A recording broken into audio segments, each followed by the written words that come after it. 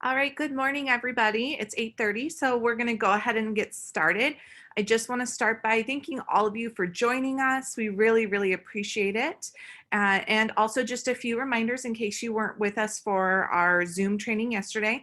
This is a Zoom webinar format. So if you are joining us as an attendee, you're going to be seeing all of us who will be presenting and speaking, but your camera will not be turning on, and we do not have a chat feature turned on. We do have a Q&A feature turned on, and we will do our best to answer those questions as best we can. However, at the end of this, there is going to be an opportunity for you to fill out a form and put any questions inside of that form at the end of our session today that maybe we didn't answer or maybe are very specific to you that we can then reach out to you specifically to get you the resources or answer the question that you may have. So we really appreciate it. We also really appreciate you hanging in there with us. This is new for us. This is our second webinar ever. Caitlin and I did our first Zoom webinar yesterday, and it was amazing. We had over almost 350 people. So we're super excited to be on here with all of you guys again today. We just ask for a little bit of grace and patience with us because there, probably at one point maybe a little technology snafu or things along the way. So please just be patient with us, but we are here to help and answer questions, and we're super excited to be with all of you today. So thank you so much for joining us. This session is the Distance Learning Playbook, which is best practices for distance learning. You're going to see that we're going to be talking about these 5 different areas that you see on your screen here. And also, please make sure you either write down this bit.ly or open it up in another tab. That's fine too. We will also display this bit.ly for these resources at the very end of this session, but I did want to make sure that you knew it was right up front here too if you wanted to be able to do that. This slide deck is full of links and resources, so we really want to make sure that you have access to it so you can access these resources, because we have a lot of information to share with you over the next hour, and some of it is just going to be sharing what that's about, and then you're going to have to go explore it on your own time. All right, so we are here for you. Thank you so much for joining. Please know that if we don't answer your question exactly, that's again why we have that answer form at the end, where the question form at the end, where you can then come back to us with that question if we don't get to it exactly. If we don't get to it right away, that also could mean that it's coming up later in the session. So please just be a little understanding with that. And we, again, appreciate all of you being here with us.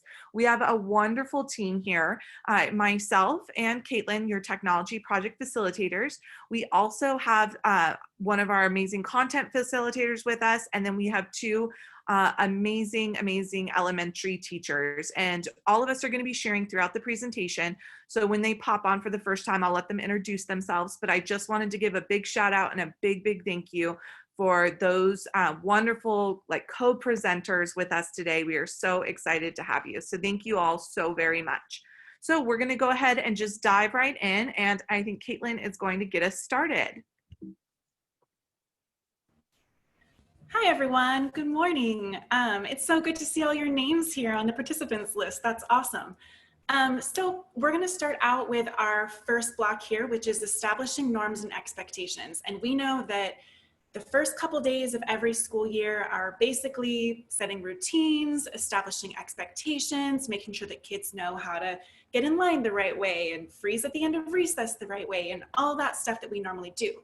And virtual learning is the same thing. When we have this distance learning, you're going to spend a lot of your time helping the kids learn how to do the things that you want them to do. So where do they go to find their assignments, and what should they do once they get there? And how do you make sure that they're acting the way that you want them to act when they're in Zoom, and making sure that they're not making silly mistakes because they just didn't know that that was the expectation. So in the slide, we have a link here, and it's about virtual expectations. And if you see right here, there's Zoom expectations for you that you can use, or you can make a copy and change them a little bit to be how you want your students to act.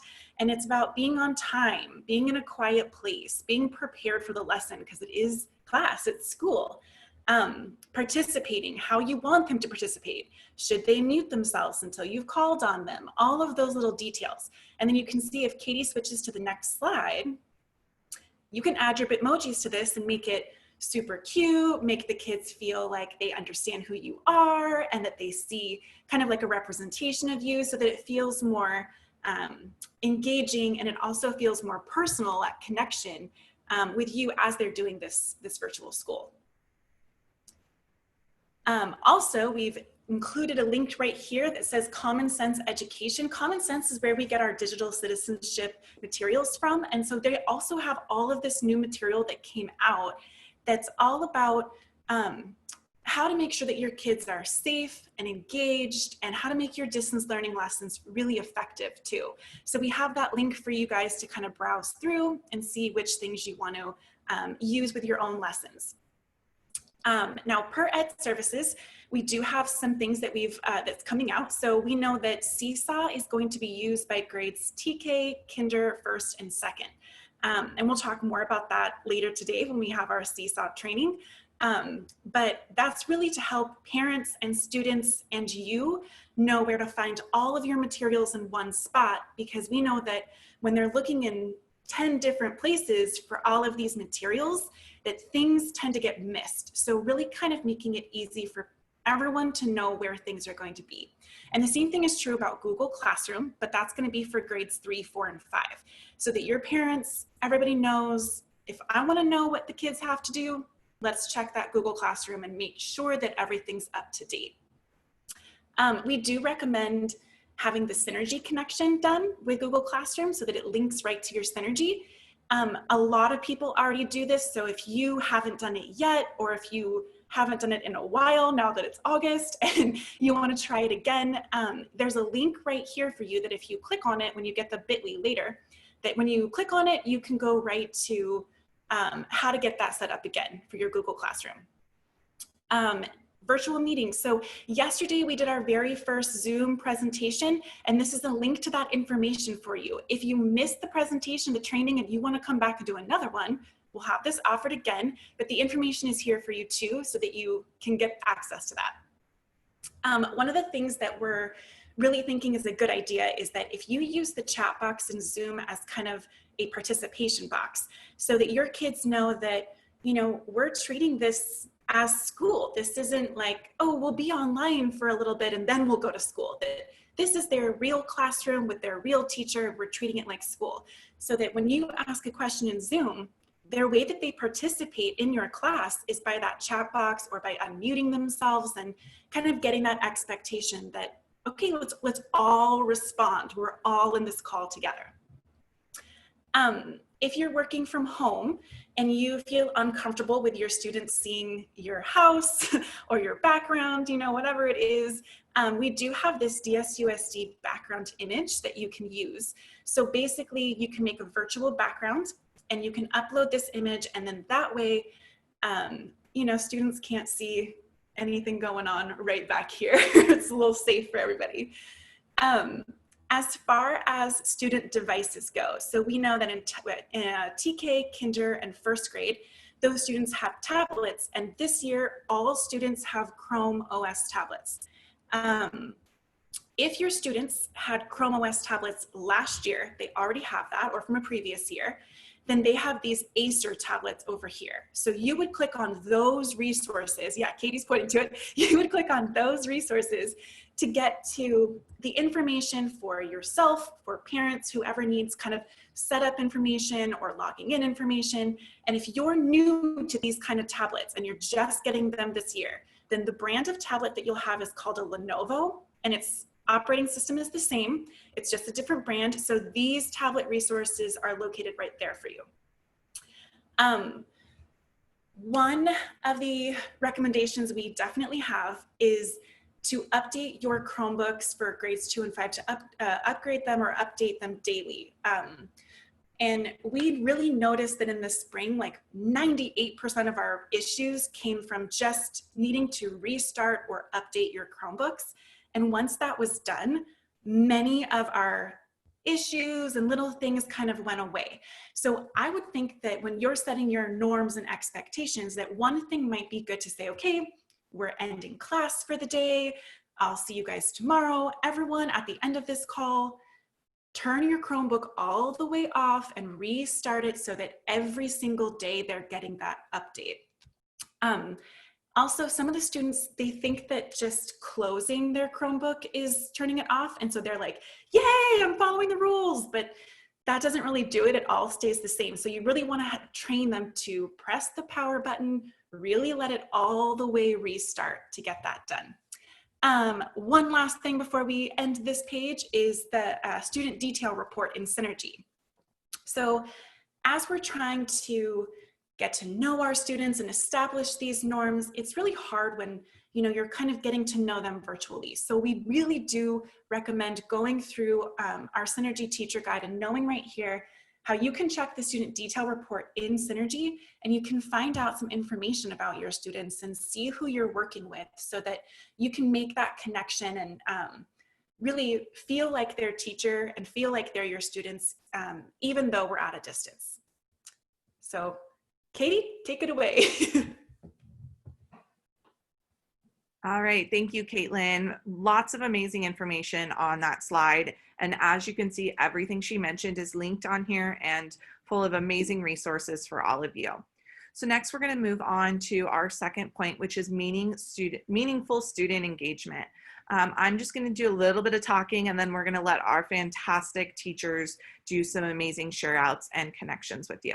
But to get us started, I do want to just talk about a few resources. This first one right here is a link to some simple directions and ideas on how to make your own Bitmoji classroom if you want to go down that route. It's just something fun and different. And as you can see, it's step-by-steps, breaking it down, how to create backgrounds, then how to add your content to it, adding yourself, and really just walks you through all of those steps right there for you. So I encourage you to check that out.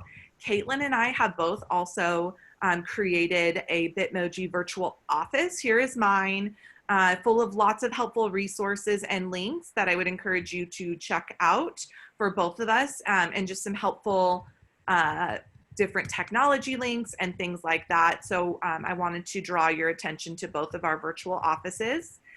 So feel free to go in and check those out at any time.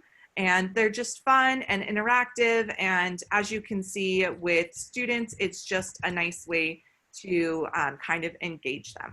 I also did want to point out that we do have our Synergy teacher guide linked. You're going to see it linked throughout this whole presentation because there's some really helpful things that you can do inside of Synergy. This piece is called the communication piece. And if you've never used it, I would really, really recommend that you check it out, because in the communication piece, you can communicate with one single student and parent or your whole entire class. This first area talks about how do you communicate with a single individual student or parent, or you can go through the communication tool and email your entire class. And again, the steps walk you through your entire class right here. And what I love about this, when you go for a larger group of students, you can choose parents, you can choose students, or you can choose both. So really great, helpful way to communicate. And I really would encourage you to utilize that. And it's really, really helpful. So definitely check out those directions and those options if you haven't done so yet. Definitely check that out. So that's what I wanted to share about meaningful student engagement. So next we're going to move into our teacher share outs. We're going to go ahead and we're going to start with Nora, and I'm going to open up her resources, and then I'm going to mute myself and let her do some amazing sharing, because we wanted you guys to hear from teachers who worked with students in the spring just like you did. So Nora, thank you so much for joining us, and go ahead and unmute yourself and share with us. Got it. Good morning, superstars. I get to live out my dream now that I didn't even know was a dream of mine. Once the world hit that amazing event that shut schools down, Romper Room was my jam. And we all know that we can learn because the kids have been learning online, and I have been learning online since Romper Room. I learned how to draw Trooper Yancey. If you need to know how to draw Mickey Mouse, I know how to draw Mickey Mouse. And I learned a song from Captain Kangaroo. I won't sing it for you, but you can email me if you'd like it. But we knew that kids could could learn online. It was connecting them and getting them to come to the computer. And so kind of like what I did is I tried to keep my routines the same, first of all. But I think if you go to the next slide, Katie, I think how we started out and how most people, most schools in the district started out was our spirit days. And we wanted the kids to know that, one, learning did not stop, that learning can happen anywhere, and that learning was still going to be fun. And I think that's something that the kids needed. And if the kids didn't need it, I sure needed it, because, whoa, you know, we got on that hamster wheel and we started going. So that was first and foremost in my mind. Okay, you can go to the next slide, Katie. And what I said is I wanted to keep my routines the same. And so I began my morning in the real world with Good Morning Superstars. I didn't have the glasses, but Romper Room inspired me because I just thought the magic mirror was kind of freaky. But I wanted the kids to know that the routines were there, and I could still do it where I was, if I was in the classroom or if I was at home. It looked a little different because sometimes the setting was different, but that added a spice to where will Mrs. Maurer be now. I watched way too much Jimmy Kimmel at nighttime, so I became live from Mrs. Maurer's home. And I don't know if I won't play any of these videos, but I turned like my kitchen into my studio. I turned my backyard into my studio. And it was just kind of fun, the same, but there was an element of different. I wanted to make sure the kids saw familiar things like the calendar, like the songs, like my loud, maybe to some annoying, but mostly energetic voice, while challenging their curiosity and incorporating new things in new places. And there were even some new faces because I have 5 grandkids from ages 3 to 10. So they became my models and they became my props. So these are just some pictures of our tree was Chicka Chicka Boom Boom that we started at the very beginning of the year with our ABC boot camp. So I brought Chicka Chicka Boom Boom home to my house and the letters climbed up the tree. I read from my garden area at nighttime. We have the chirping of crickets, so I would read stories to them at the end of the day. And then that's my kitchen, which I always had to make sure, you know, you had to check your background. So anyway, next slide. I tried to make my lessons hands-on as much as I could because that's what we did in the classroom, and I grabbed anything that I could. So I used a variety of ways for them to show what they knew, and I like to do projects as well as textbooks because let's face it, some of the projects we did in the classroom, we guided them.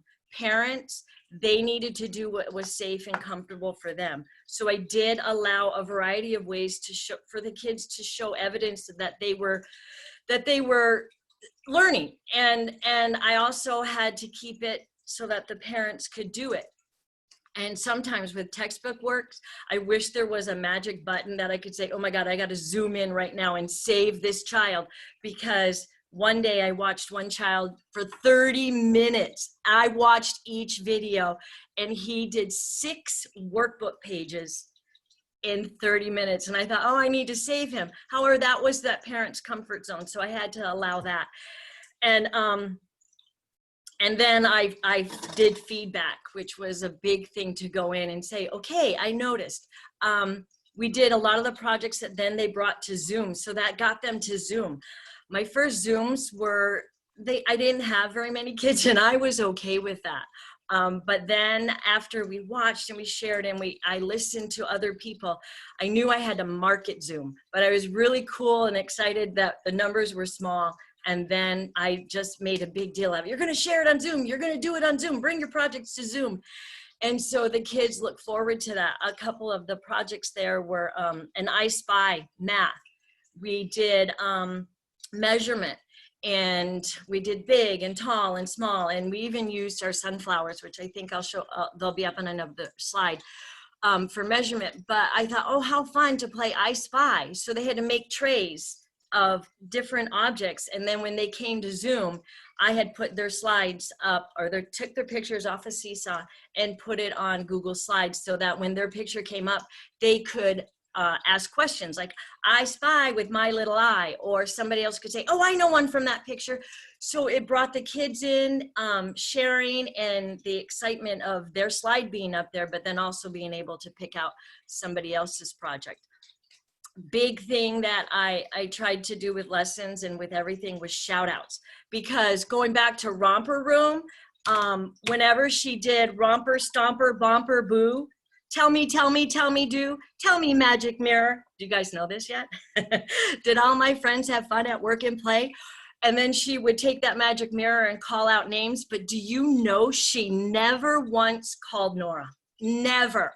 And so I figured out that was important to me. And if it was important to me, it was important to other kids as well. And I did watch a video of a teacher doing their first day in Tennessee, and he named one child, and that caught me. He just kept naming that one child over and over again. And I went, wow, he didn't name anybody else. Isn't there anybody else in that class? So I did shout outs, and the shout outs wasn't just for the kids, it was for the parents too. And on a couple of slides, you'll see some comments that parents made. So you can go to the next. Oh, wait, that's Herman right there. Oh, can you go back, Katie, to that? That turtle right there, that's our class pet. He came home, and then through Chatterpix, he also did lessons with me. So he was my student aide. And the kids loved seeing that piece of him. And they went, oh, Mrs. Maurer, I love Herman. Herman's with you. And so anyway, that was bringing the classroom back into the experience. I like to make learning an experience, and it became an experience for me as well. These are different areas that the world became our classroom. The world always was our classroom, but I had to be intentional and purposeful and bring it into this learning environment. And one thing that we would do in kindergarten is we would do the butterflies, and we would watch them from beginning to end of the stages of their life. And I was missing that. And even when we did it in the classroom, there were things that the kids would miss throughout the day or throughout the whole experience that I thought, gosh, I wish I had a webcam. I wish I had a webcam. This was my opportunity to figure out a webcam. And so I made my husband buy a webcam for me. And I want to live stream it, but the caterpillars came really fast. And I thought by the time I figure out how to put it on a website, we'll miss it. But we had the camera going, and I would put videos of it on Seesaw. And this video right here, the caterpillars emerged on Easter. And I sat there and I got each clip of them emerging from the chrysalis. And the kids were so excited to see that. They would tell me in Zoom, like, Mrs. Maurer, because the one thing about engagement, you don't really know when they're on the other side of the computer, you know, what is connecting with them. So their feedback to me was pretty important, and it kept me going. At the very beginning of the year, we planted sunflower seeds and we planted pumpkin seeds. And every morning walking up the ramp, we said, good morning, sunshine. And we noticed that sunflowers needed a whole bunch of water because the sun was right on there. But I brought that home so they could continue to watch the sunflowers grow, and they could continue to watch the pumpkin seeds grow. And then my granddaughter right there did a lesson for me on taller and shorter. And then the other video there is when I would go out to the garden, there was always something interesting in the garden. And one day there was a ladybug just crawling around. And I think my neighbors must think I'm insane. And maybe I am, but that's okay. There was a ladybug crawling up on the flower. And so I videotaped the whole thing going up and down. And then it became a writing lesson for the kids to sit and write and talk about and share. So that was kind of ways that we tried to keep it going. Next slide. And then, boy, did I learn. And so I shared my learning with the boys and girls and tried to encourage more. Down at the bottom, we grew a pumpkin. And I was going to get, pumpkin is in the refrigerator right now. That little orange thing is our pumpkin. And we watched it from beginning to end. And that was so exciting for me. And so I kept sharing it with the kids, and we'd look at the pumpkin and I go, I got through what is that? The green screen. I crawled right into the garden and said, look at what I've discovered. I bumped my head on it. And then it grew. And then I kept saying, I don't know when it's ready to pick. And my point of reference was a bag of pumpkins, candy corn, you know, the pumpkins. And I thought, okay, well, the stem is green. Should I pick it? And I just didn't. And one day I turned it over and I learned, and I told the guys, I know when you pick your pumpkin, you pick it before the bugs start eating the outer shell. And so now I have that pumpkin safely tucked in my refrigerator. So hopefully I'll bring it back out. And when we do come back to school, my first grader or my kindergartners that are in first grade will see pumpkin. I'll share it with them, or their teachers will get videos of it. And then the next page is our sunflowers, and we watch them grow.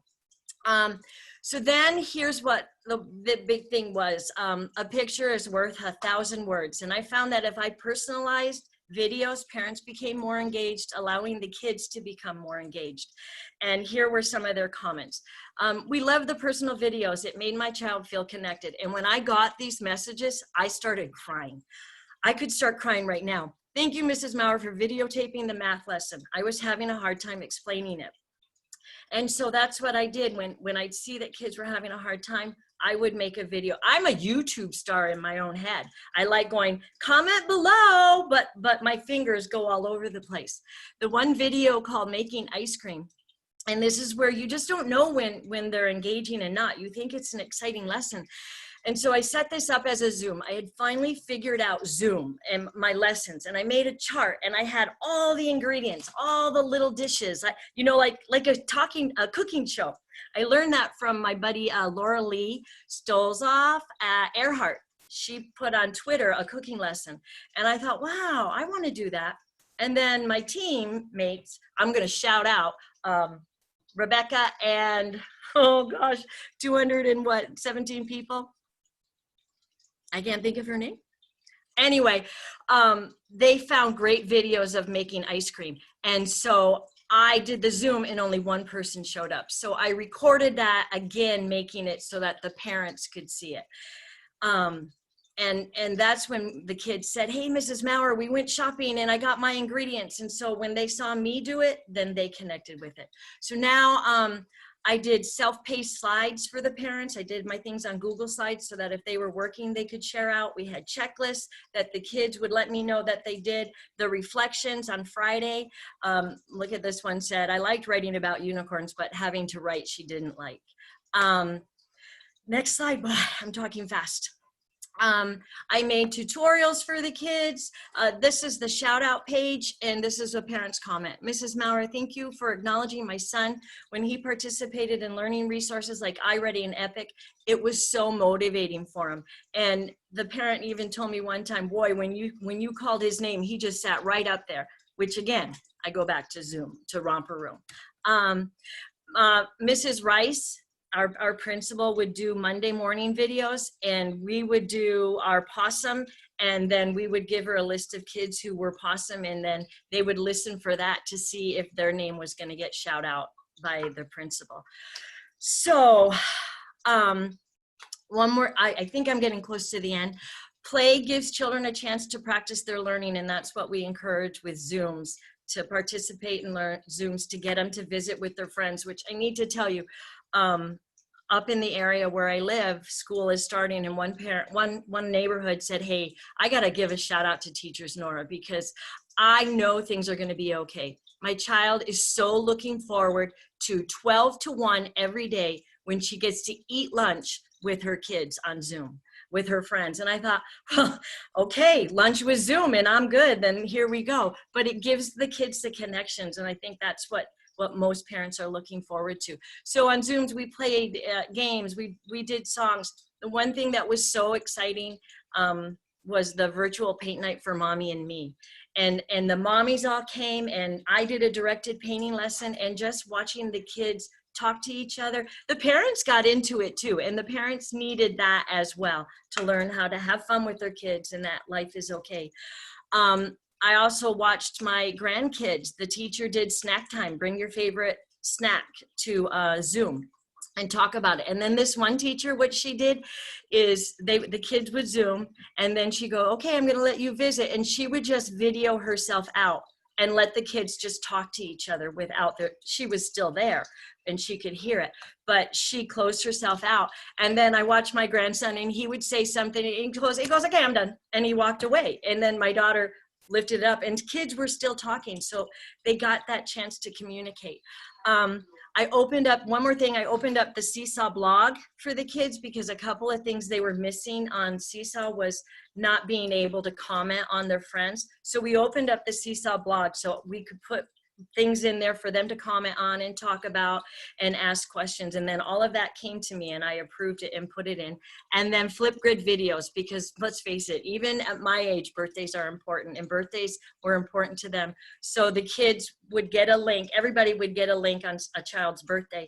They would put a birthday message in, and then I would share the link with that child. And one parent said, Mrs. Maurer, I really loved the Flipgrids because it reminded my child that they were a member of a class, and it made them feel connected. And so the engagement was the feedback, the connection, the relationships that you built with the families and the students. So I know I probably went over 5 minutes, huh, Katie? Thank you so much, Nora. That was fantastic. We really, really appreciate your sharing and all of your excellent thoughts and ideas. So thank you so very much, Nora. We really, really appreciate it.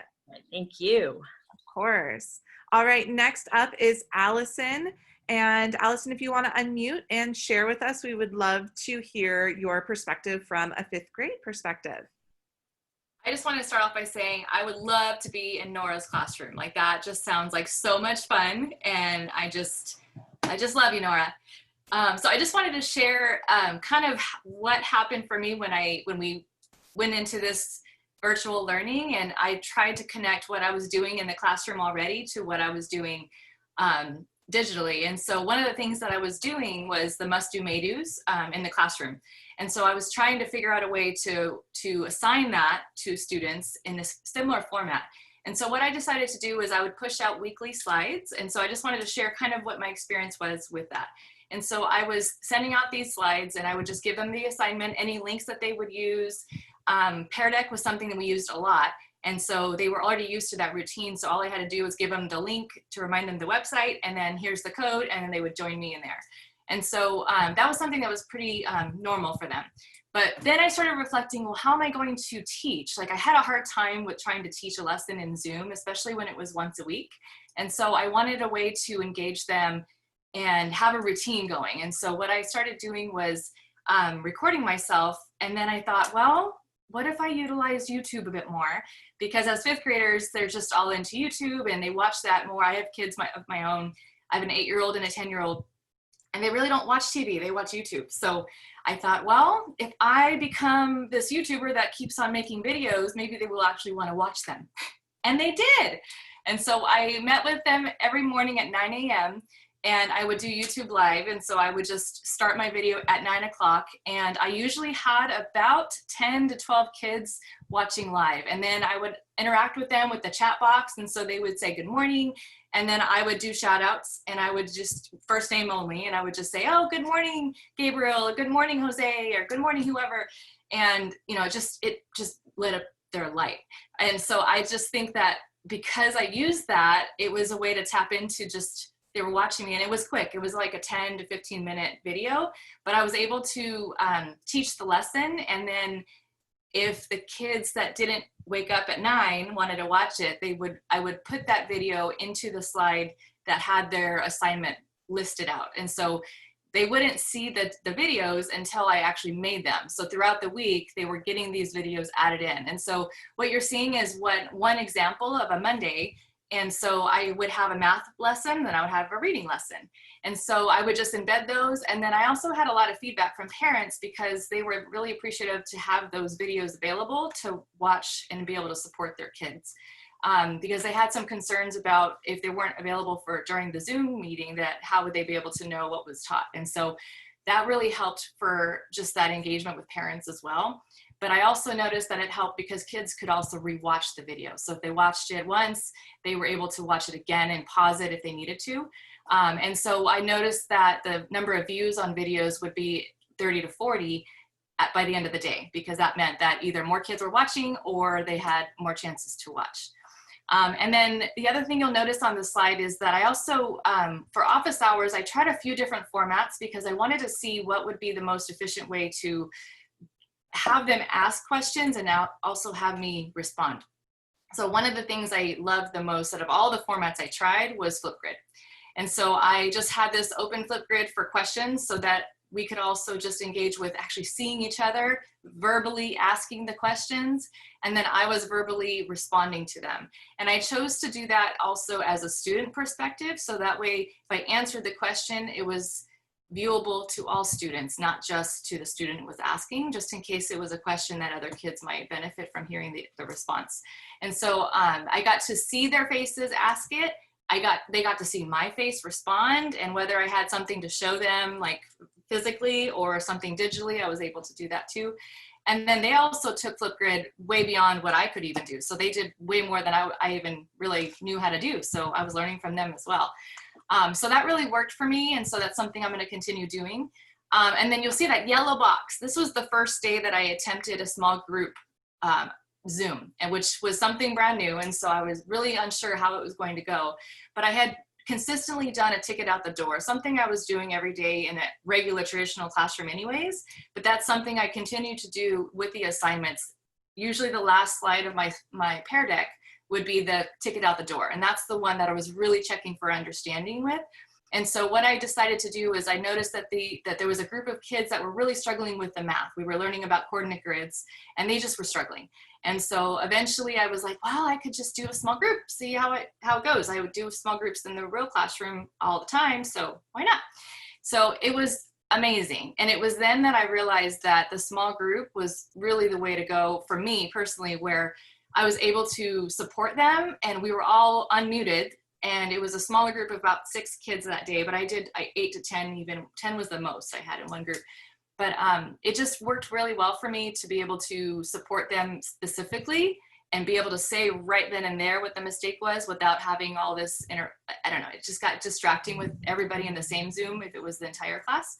And so that really worked well, and it was a set time. And at that point, I also reached out to the parents to let them know that they were invited to this special small group Zoom. And so that also encouraged them to make sure that they were going to attend that. But it just made me realize that it was an effective practice that I know that I want to continue doing. So this year, we know that our expectations are quite a bit different. I know that last year we were expected to only do Zoom possibly once a week. And so for me last year, I was doing YouTube Live every day to have that consistent check-in with them. But this year we'll have more Zoom opportunities for that interaction with students. And so moving forward, I feel like I've tried a lot of different practices that I want to try to kind of put those pieces together to be more successful this year with the expectations. And so that's kind of the things that worked for me. And I'd be happy to help with anything else if you guys have any questions about any of that.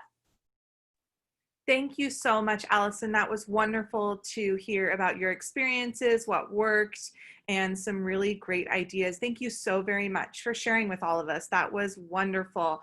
So big shout out to Nora and Allison. It is not easy to come on here and to share with all of us in a very large format. So thank you both so very, very much. All right, so moving forward, we're gonna move over to our next expectation, and I'm going to let Caitlin share this with you. Hi guys, sorry about my clicky clacky typing earlier. Someone needs to give me some Zoom expectations.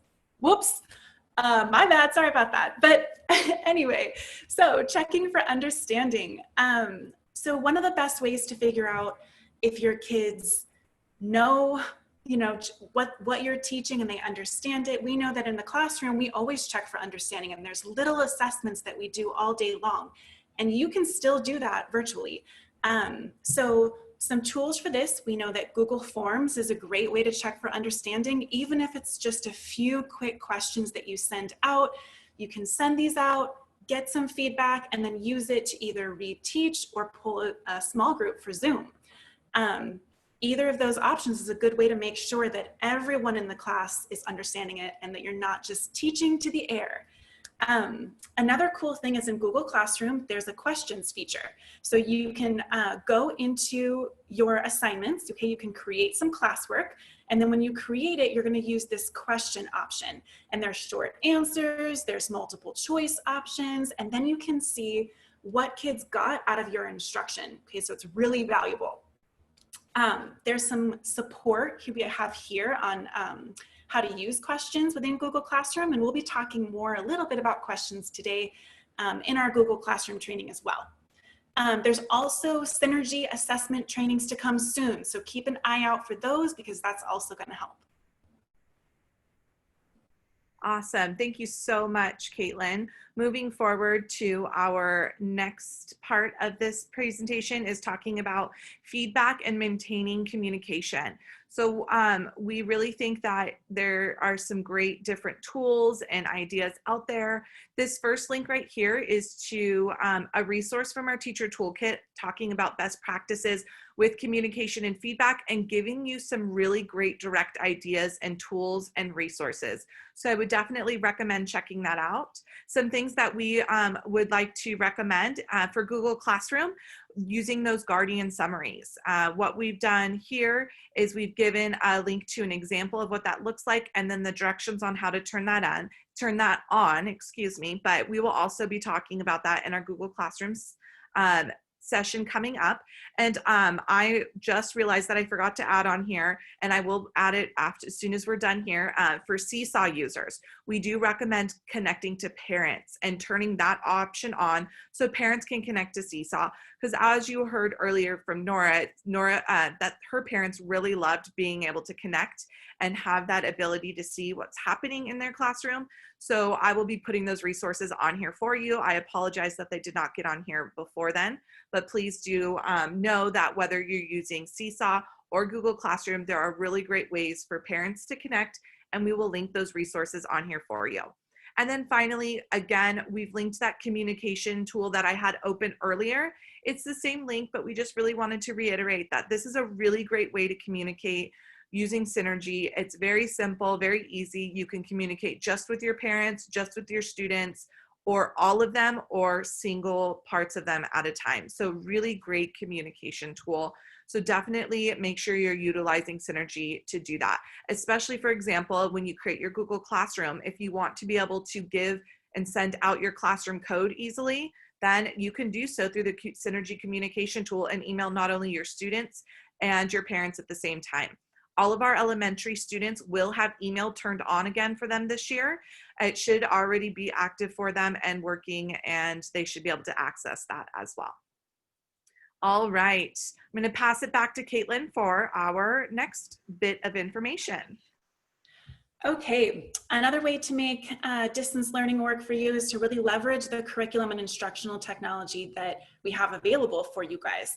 So one cool way is kind of like we saw both Allison and Nora really using Google Slides to create and deliver lesson content remotely. It's really powerful. We already have it. It makes it engaging, and it's really accessible for everyone. So there's some instructions here for you on how to use Google Slides. Another way, and we had some questions in the Q&A about using your YouTube channel. You can use your district account to create a YouTube channel, send it to your technology project facilitator, and we can open that up for you for students to view. And then from there, anything that you add to your YouTube channel from, anything that you screencast or any videos that you make, if you put them in your YouTube channel, they'll automatically be open for your students to view. So really powerful also. Some other tools, Edpuzzle. If you are making a video and you want your students, or you're even sharing someone else's video and you want your students to be able to actually watch it and you want to know that they're watching it, you can put it into Edpuzzle, and there's questions that you can put at different stations that they have to answer to prove that they're watching the video, and then you can check their understanding also. So really powerful. Here's a link to some information on Edpuzzle.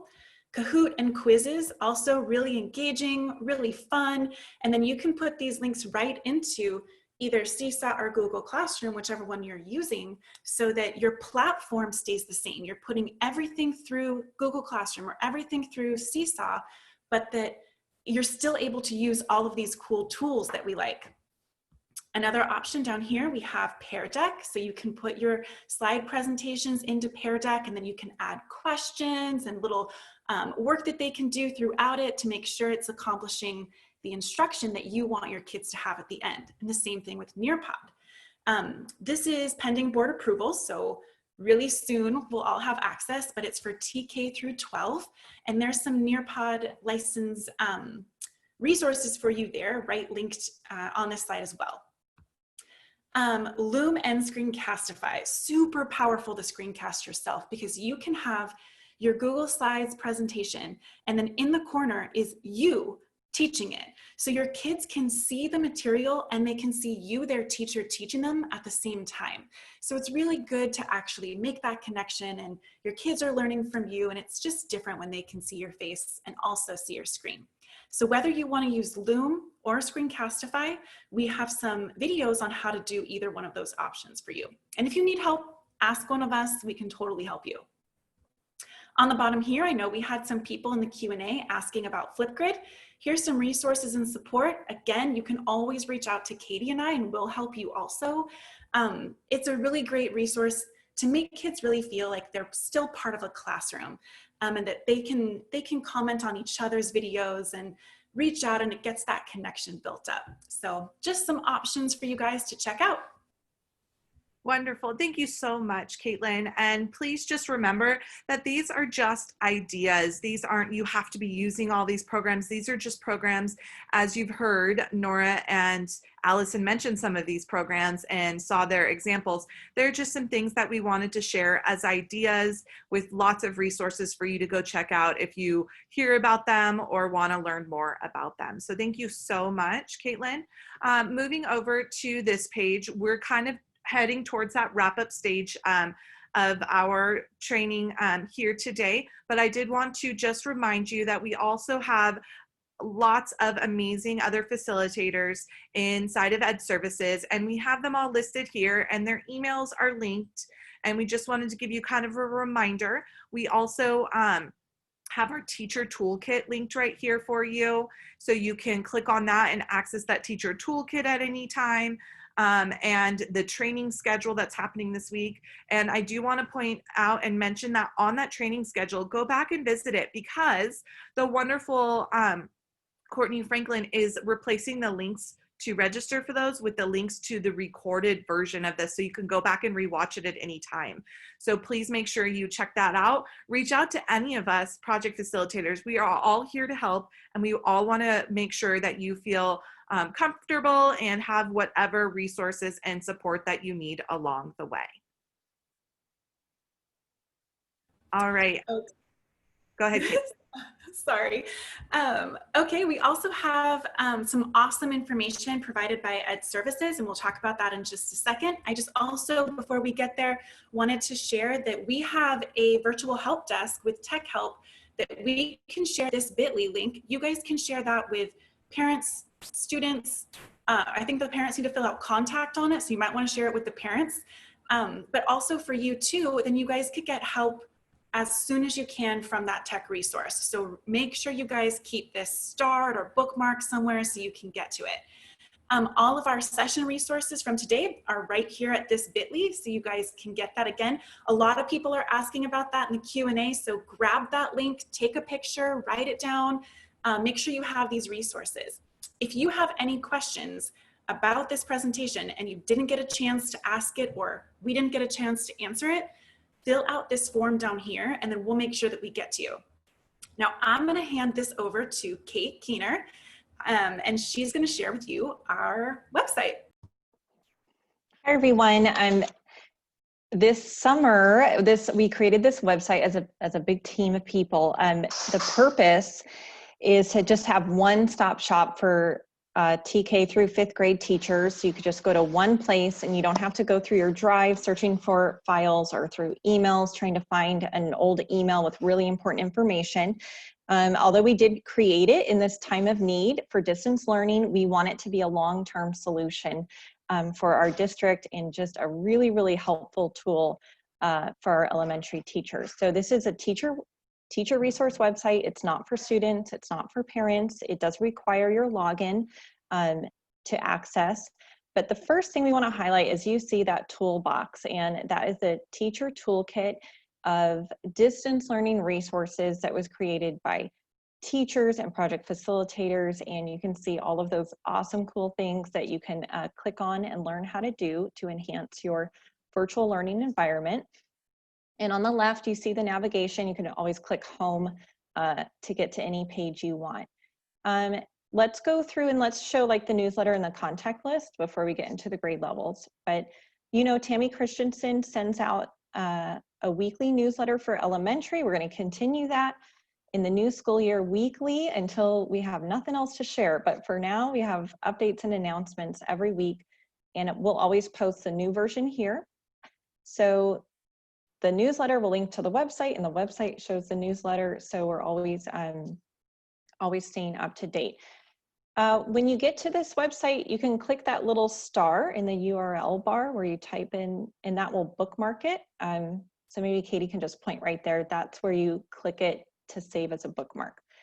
We also have the contact list with all the project facilitators and ed services. We have our email, and then those links that we set up in the spring where you can book an appointment. Usually when you book an appointment, that's to do a Zoom call with us where we can help you one-on-one and share screens, and we can see exactly what you need help with. If it's a quick question, you can just send us an email, but a lot of times like the technology questions are hard to answer over email, and a Zoom call with an appointment would be easier. All right, we also have a link to the technology help page, which takes you to that amazing resource that has always been with Desert Sands, where you can get help, and then the distance learning website that was created last spring. All right, now grade level pages. You just click on, go ahead and pick one, Katie, anyone. Three big things posted on these grade level pages are the distance learning sample lesson plans. We are so excited about this. We have had many, many awesome teachers working on this weeks and weeks throughout summer to give all the teachers a starting point. We have the first 4 weeks posted, and really, like, most important, my favorite part are those first 3 days of school. Like, what do we do all day with the kids? So you can click on any of those, and please make your own copy. All right, so when you click on a link, it takes you to a file in your drive, and you're on a shared file, everyone viewing the same thing. But if you go to file, make a copy, it's now yours, and you can adjust it and make changes. We want these resources to help you in your classroom with your students.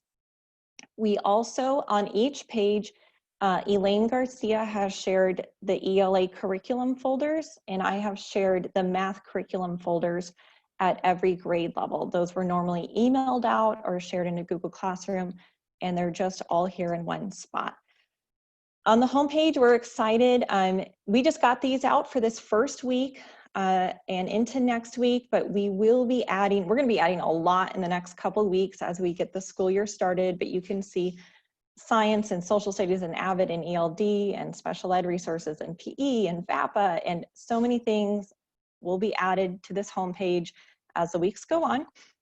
In addition to really important iReady information, this will be like a hub for what you need to get the iReady diagnostic going. I think that's it. I hope you guys like the website. If you have any comments or broken links or suggestions on what would help you, send them my way or to Katie and Caitlin. It was definitely a big team effort here, and we're excited to share. Thank you. Thank you so much, Kate. That was wonderful. This really is a team effort, like Kate said. So thank you so very much for introducing it to us. It really is a great resource, everyone, and it's going to continue to grow and expand and be a really, really amazing resource. So just like Kate said, make sure you find that star and you add that to your bookmarks so that you can access it at any time. Please also note, though, it is linked here for you as well. So we did want to make sure you had access to that. And it also came in that wonderful newsletter from Tammy. So again, I'm just going to give another minute to have the session resource link up here for those of you who need it. But do keep in mind that you can always email myself or Caitlin And you'll see on the contact list, it kind of specifies, Caitlin and I kind of split the schools, but feel free to email us. We will always help guide you to the correct person if it's not us, but email us if you do not get that link. We're happy to share that with you. And same thing with the question form if needed as well.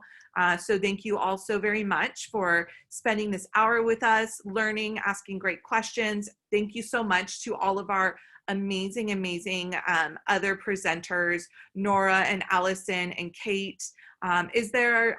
Because I can't see all of our wonderful people who are, is there anyone else of the content facilitators that would like to get on and share anything? Unmute yourself if you want to. Yeah, just let me introduce myself too. My name is Wendell Morton. I'm the social science facilitator, K-12 for the district. And I just wanted to say and to remind you that the Studies Weekly curriculum is available to you through Clever to use. And I believe along with Del Abril, we'll be setting up some training options, maybe with the people from Studies Weekly again, for those who really haven't yet explored it. I think there's quite a few resources there available for you. So that's just what I wanted to add. Thank you, Katie, for that opportunity. Of course, thank you so much. Is there anybody else that wanted to share anything else?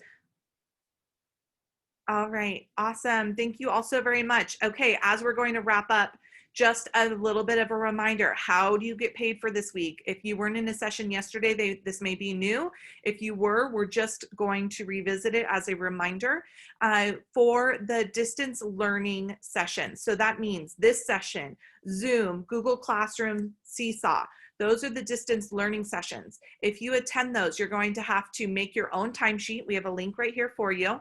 And you're going to list each training individually on a separate line, 1 hour each, and then at the end of the week, so don't send it until you're done with all your trainings, your distance learning trainings for the week. You're going to email that to this email address, all right? But please don't send it until you're done with all of your trainings. We do really want to emphasize that. I've also given this beautiful little screenshot from Courtney Franklin as just a reminder on how to fill that out. Okay, just some things as an important reminder that we wanted to put on here for you.